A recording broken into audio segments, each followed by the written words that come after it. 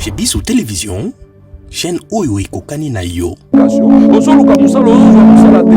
Mwana mususu papa zwi semi na ye. Papa na mama bayinda ni basolaka te. Yango ozomona vi na yo. Partout ozokende ozokuta toujours na bablocage. Baporte eza ya kokanga. Baporte ezosimba te. Parce que la destinée ezodépendre na formation na yo. Yoka eloko oyo David azoloba alobi voici je suis né dans l'iniquité na botama na lisumu frère. Vi na yo koma kobeba, vi na yo koma konyokama, la manière dont tu as été né. Destiné na yo koti na kata complication, na molili, na flou, kaka na makambo esalamaki à ta naissance. Nde ezali image, nde yango ezali avenir. Soki nanu convaincre bakoma ya destiné na yo te, il est très difficile de réussir na vie. Ya lolenga botama.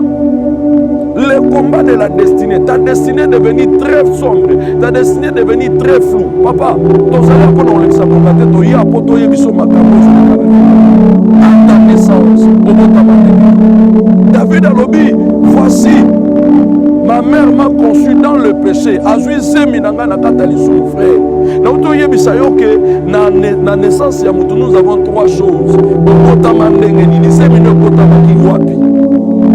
Ya misatu amoni ni bapesaki yo ta kobotama. C'est à ma naissance. Na kobotama na yo. Qu'est-ce qui a été passé? Nino salamaki. Na lobi na oke na mbotama ya mutu. Eza biloko misatu. Zeme kota ndenge nini. Tanto lobe kota ndenge nini par quelle forme de mariage oyo botama. Deuxième des choses, le lieu que tu as été conçu, bazwa zemi na yo wapi. Ya misatu.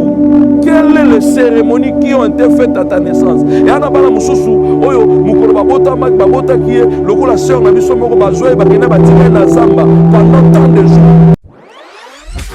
Bozali belé bokota l'émission de partout na pesi bino mbote. Mbote bala nyonso ya chez Biso TV. Oui malamu na mission na bino réponse à nos questions. Yande ko na bino. Na pesi moyini nanga mbote, moyini bonjour, moyini nanga bonsoir. Shalom, shalom, que le Seigneur vous bénisse. Bonjour, bonsoir, ça dépend de Erni ni Bozuli Biso. Ezali humble serviteur Nabino, le prophète Chandelier Kassongo, il y a République démocratique du Congo. Tozuli Baku na midi à lelo, il y a Kosona Nabino lo komoko important.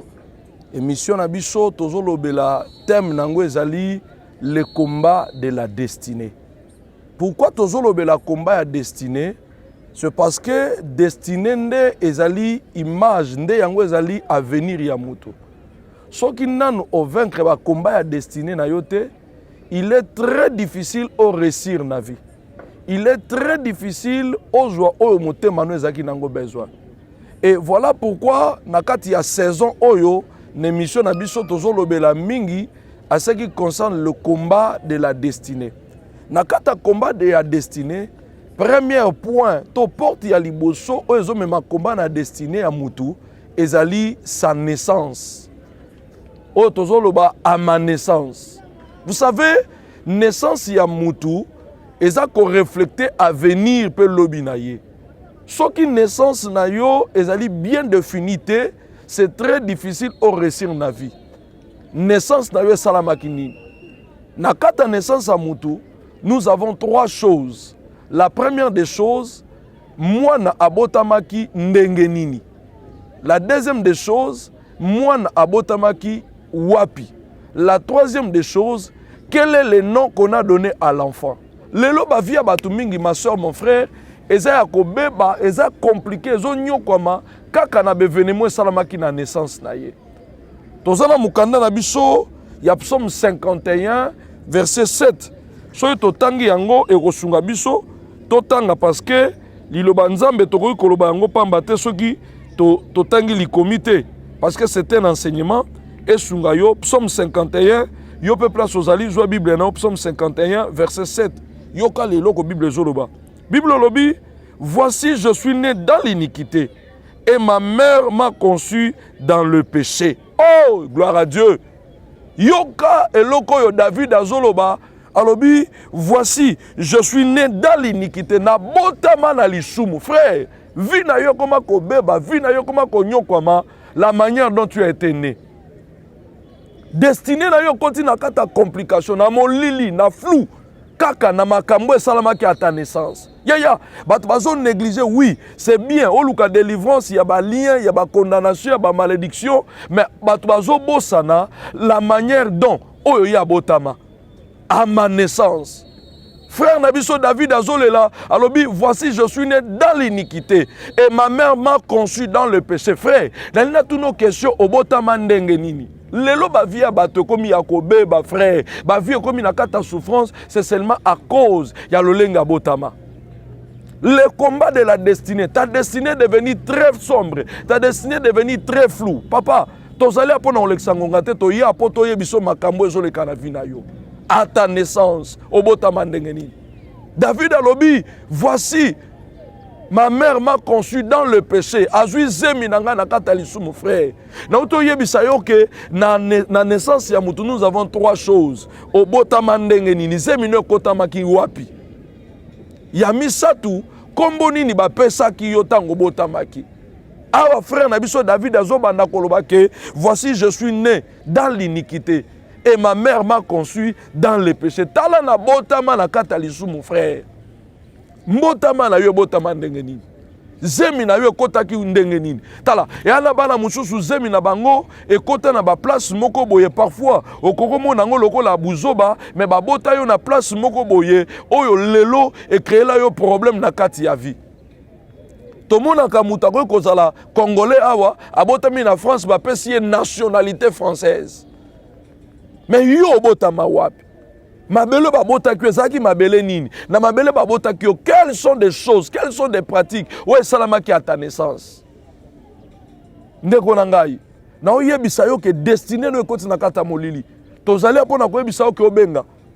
TV ezali na minute, TV za ngonga. On ne sait pas tout parler parce que ngonga la biso eza muke. David azolo la lobi, voici ma mère m'a conçu dans le péché. Maman nanga abotinga na kata lisumu. Question à liboso. À ta naissance, quels sont les effets, quelles sont les cérémonies qui ont été faites? Le lo ozomona, vie à moi c'est baby, vie à moi c'est zotambola malamute, azo sambela, il est dans l'église du Seigneur, mais vie n'est pas kata ba problème. Toromuna lokola l'apôtre Paul, l'apôtre Pierre pardon, dans le livre à Luc. L'apôtre Pierre a réclamé un apôtre, un disciple de Jésus. Moutakuta na soit tambola na Yesu, mais Yesu a Simon Simon Satan t'a réclamé pour te gribler comme le froment. Et moi je priais pour toi. Ça veut dire au qu'on s'appelle Moussa le Nzambe, Moussa réclamé ni ne ko réclamer yo ta formation. Tu as été né comment? Au salama kindenge nini. Nzamba zebisa Jérémie alobi tanguna nozala libuma mama na yebaki yo. Ça veut dire bomo ya mutu ezobana tanguna nozala libuma mama. Yangwane mission na bino ebandi. Benga. Benga biso na plus 243, 89, 100, 92, 49. Toza na poto sunga yo. Toza na poto ede yo.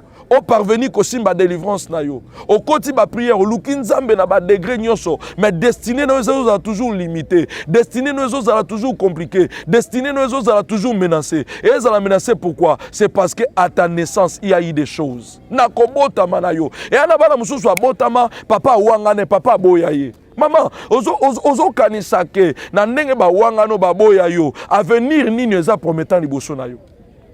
Et ça là-bas, maman tikala ko sepela na zemi wana te, il n'a jamais aimé la grossesse. La grossesse c'est non aimé, la grossesse c'est non désiré. Maman yemo razo zala ennemi, maman yemo razo menacer zemi wana. Il faut zemi longwa. Maman yemo lakela kango, maman yemo ka finga kango. Yebisanga yo kanisi destiné no kozala ndenge nini.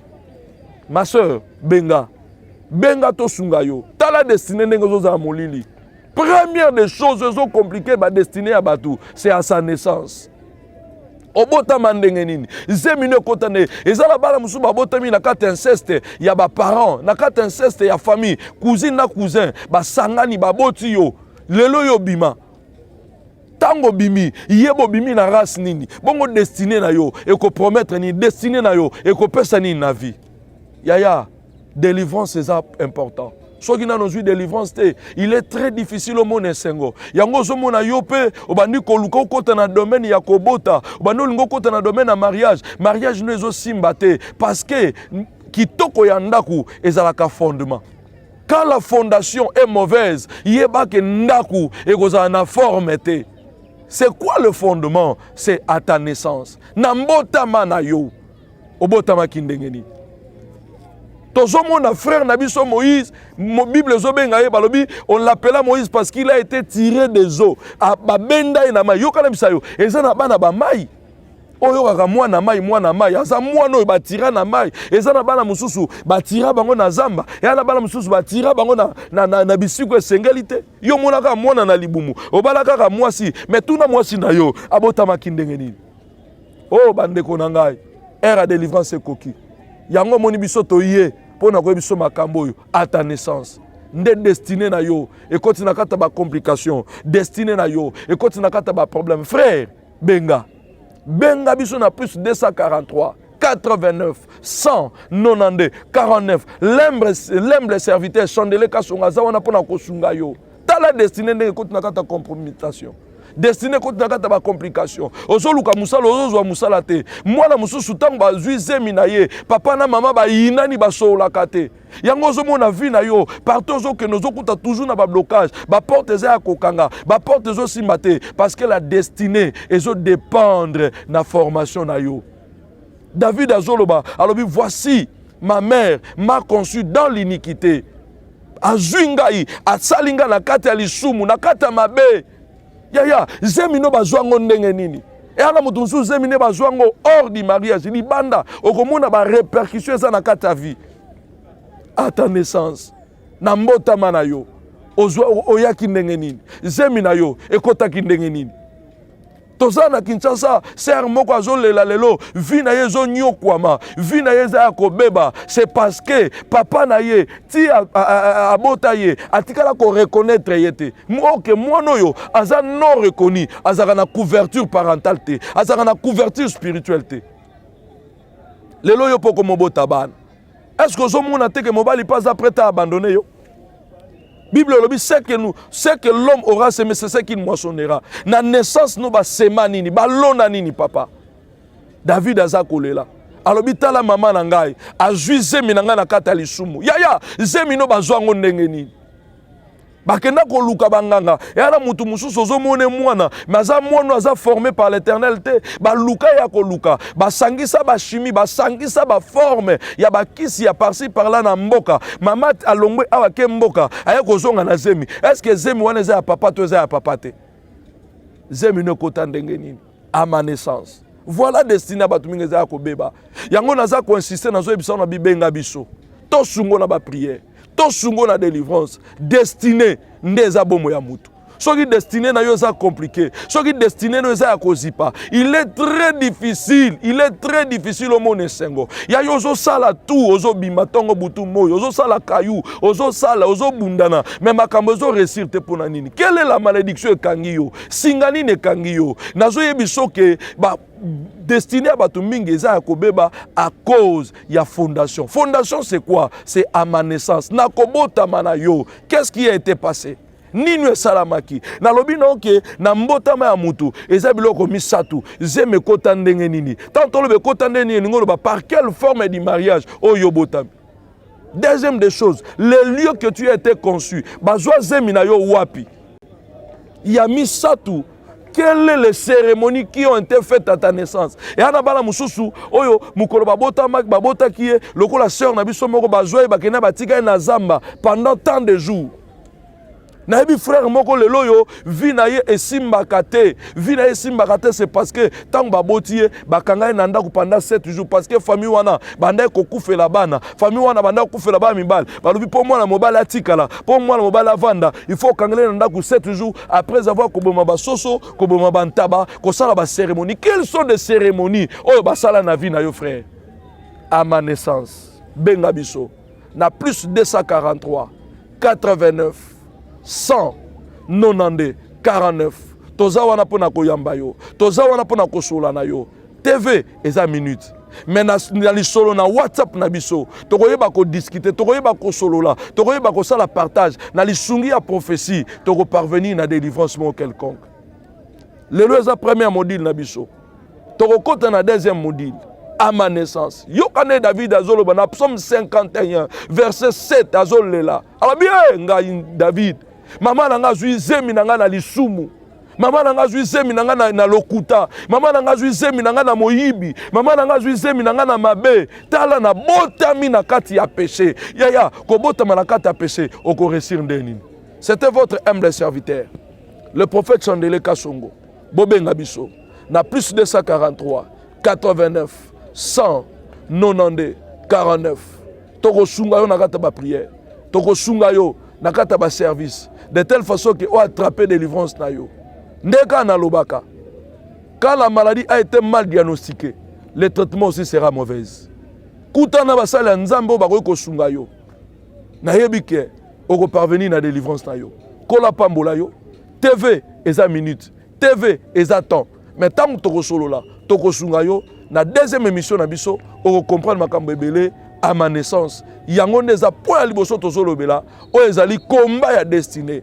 Et l'autre zo bebisa ba destinée ba to ebele ezali à sa naissance. La naissance na yo, obotama ndenge nini, bazwa zemi na yo wapi, quelles sont les cérémonies salama, pe kombo nini ba pesaka yo tango botami. Voilà des choses oyezo compliquées ba destinée ba to. Kola pambola yo, merci mingi. Botiga na kimia, à la prochaine émission. Merci.